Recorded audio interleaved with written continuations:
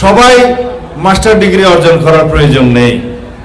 যারা শুধু রিসার্চ করবে, শিক্ষকতা করবে এবং বিভিন্ন বিষয়ে গবেষণার মাধ্যমে দেশের জন্য, মানুষের জন্য অবদান রাখবে, তারা উচ্চ শিক্ষা গ্রহণ করবে।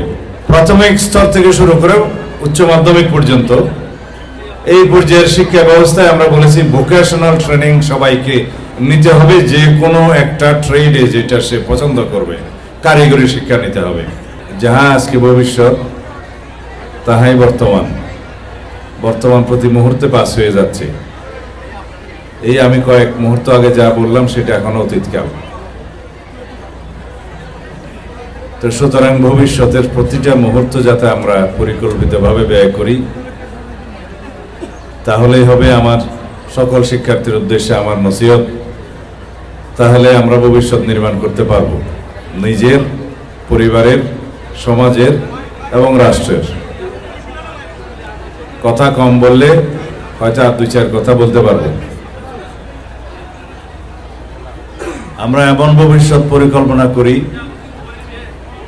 যা আমাদের নতুন প্রজন্মের জন্য, তরুণ প্রজন্মের জন্য উজ্জ্বল ভবিষ্যৎ বিনির্মাণ করবে। আমরা এমন পরিকল্পনা করি যাতে আমরা সুপরিকল্পিতভাবে এই দেশটাকে সমৃদ্ধির দিকে এগিয়ে নিয়ে যেতে পারি।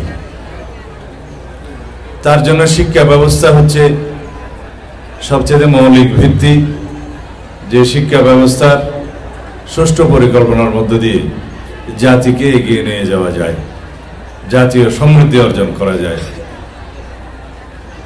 সেজন্য আমরা শুধুমাত্র ডিগ্রিধারী বেকার সৃষ্টির কোনো পরিকল্পনা করছি না।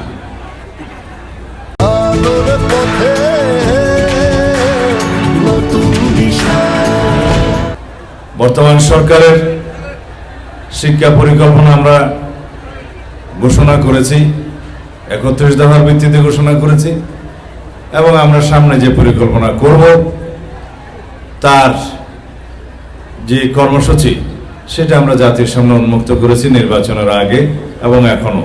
তা হচ্ছে আমরা কোনো বেকার সৃষ্টির জন্য শিক্ষা ব্যবস্থা প্রবর্তন করব না।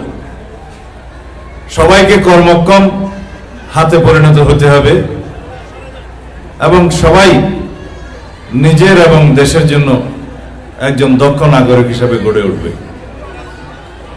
সেই জন্য আমরা প্রাথমিক স্তর থেকে শুরু করে উচ্চ মাধ্যমিক পর্যন্ত এই পর্যায়ের শিক্ষা ব্যবস্থায় আমরা বলেছি ভোকেশনাল ট্রেনিং সবাইকে নিতে হবে। যে কোনো একটা ট্রেডে যেটা সে পছন্দ করবে, কারিগরি শিক্ষা নিতে হবে। যে কোনো একটি অথবা দুটি বিদেশি শিক্ষা ভাষা শিখতে হবে, বাংলা ইংরেজির পাশাপাশি আরেকটি তৃতীয় ভাষা শিখতে হবে।